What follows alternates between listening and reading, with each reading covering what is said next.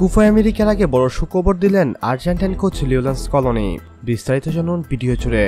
Copa আমেরিকার আগে দুটি প্রীতি ম্যাচ খেলবে আর্জেন্টিনা। তার আগে আজ সংবাদ সম্মেলনে এসেছিলেন লিওনেল স্কলোনি। নিজের ভবিষ্যৎ নিয়েও কথা বলেছেন বিশ্বকাপজয়ী এই কোচ। কোপার পরেও আর্জেন্টিনার ডাগআউটে থাকতে চান তিনি। আর্জেন্টাইন এই কোচ বলেন, বছরটা আমার ভালোই কাটছিল না, মনে হচ্ছিল এখন থেকে থেমে যাওয়ার সময়। নিজের সবটুকু প্রাণ শক্তি নিয়ে আজ আমি এখানে। সত্যি বলতে গত নভেম্বরে এমনটা ছিল না। আর্জেন্টিনার প্রেসিডেন্ট যতদিন চাইবেন ততদিন আমি থাকবো এই আর্জেন্টিনার কোচ হিসেবে। কোপা আমেরিকায় অংশ নিতে এরই মধ্যে ক্যাম্পে যোগ দিয়েছেন বর্তমান চ্যাম্পিয়নদের অধিকাংশ ফুটবলার।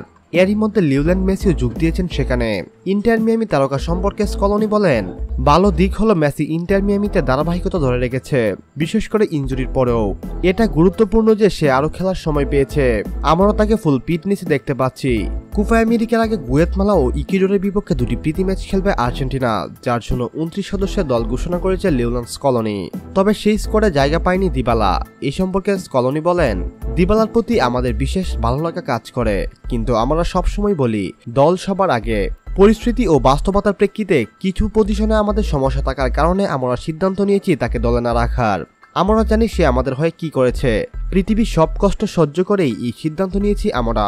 সম্মানিত ভিউয়ার্স, আর্জেন্টাইন কোচ লিওনেল স্কলোনির কথাগুলো নিয়ে যদি আপনার কোনো ব্যক্তিগত মন্তব্য থেকে থাকে তাহলে অবশ্যই আমাদের সঙ্গে শেয়ার করতে ভুলবেন না।